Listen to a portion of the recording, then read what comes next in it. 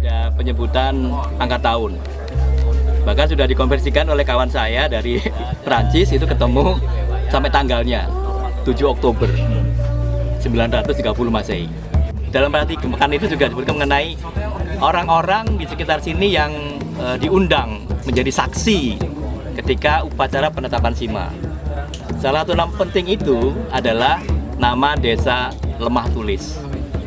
Ini PR kita bersama, kita harus mencari kata Padang sebagai induk dari wilayah Gemaan ini. Karena di masa abad 10 itu, Gemaan ini adalah wilayah dari watak Padang.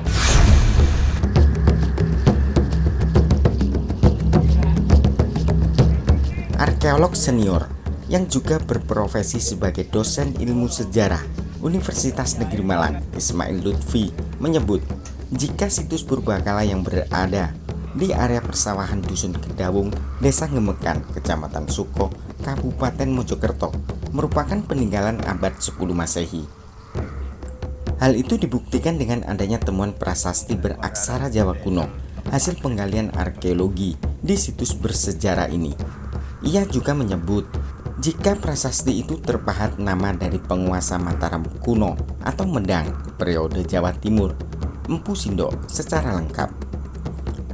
Tak hanya itu, nama kuno dari salah satu desa di Kecamatan Trowulan, yakni Desa Bejijong, tempat berdirinya bangunan suci yang dikenal dengan sebutan Candi Brahu, disebut dalam prasasti Gemekan, yakni Lemah Tulis. Dan inilah 4 poin hasil bacaan teks prasasti beraksara Jawa kuno yang ditemukan saat penggalian arkeologi di situs Gemekan.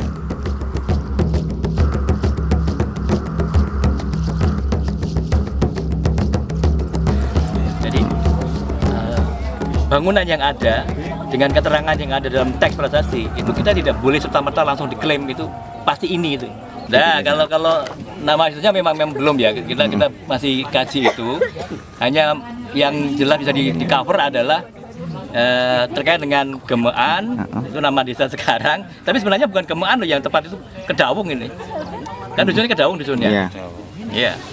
Pak, kalau sesuai dengan angka tahun di prasasti kan 852 Saka itu, Pak. Itu kan Empu Sindok. Apakah ini juga terkait dengan agama yang dianut oleh Empu Sindok? Berarti kan kalau ini berarti beraliran Buddha, Pak. Gimana, Pak, kalau menurut secara Bapak? garis besar saya bisa sampaikan bahwa Maharaja Empu Sindok itu mengayomi semua agama.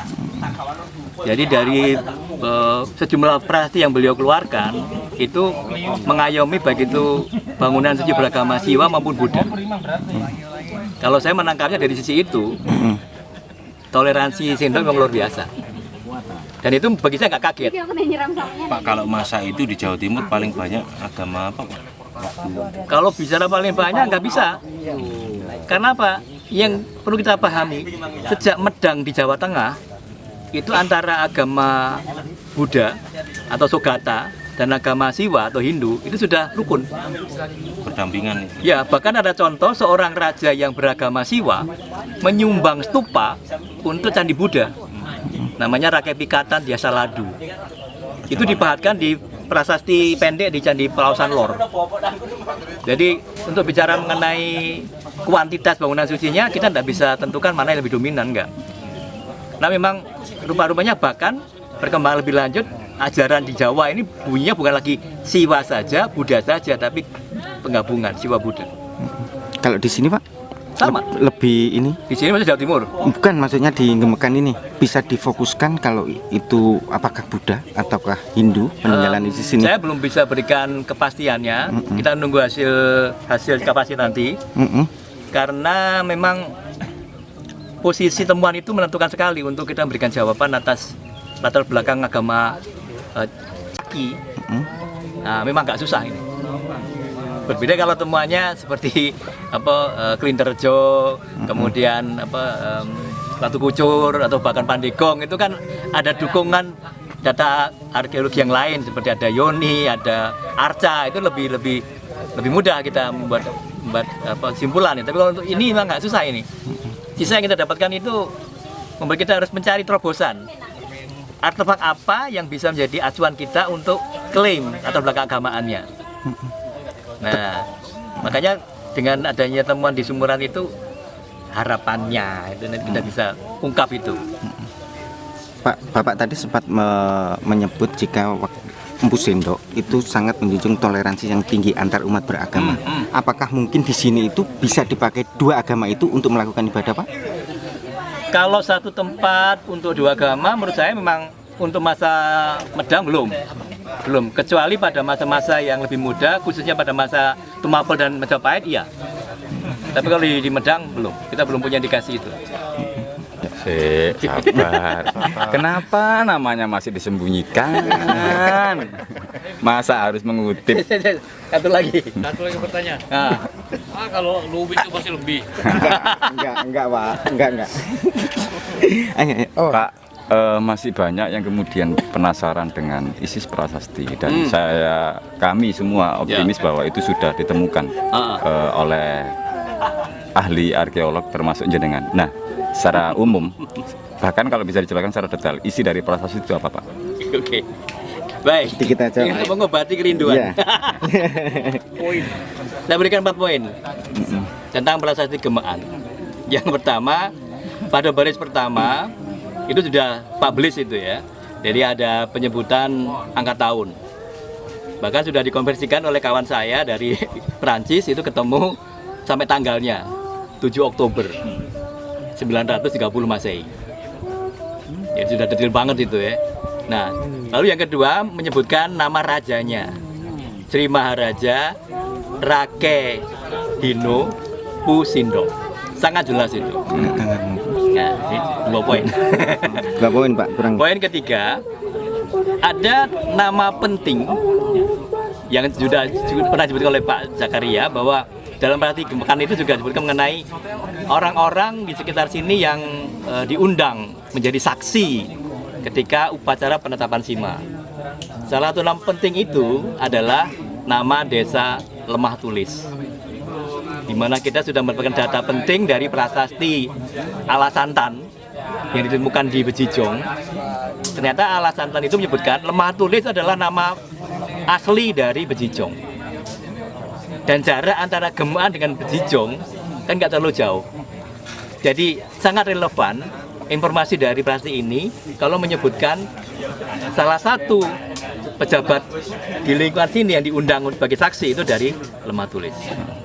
Satu lagi yang keempat, ini PR kita bersama, kita harus mencari kata Padang sebagai induk dari wilayah Gemaan ini.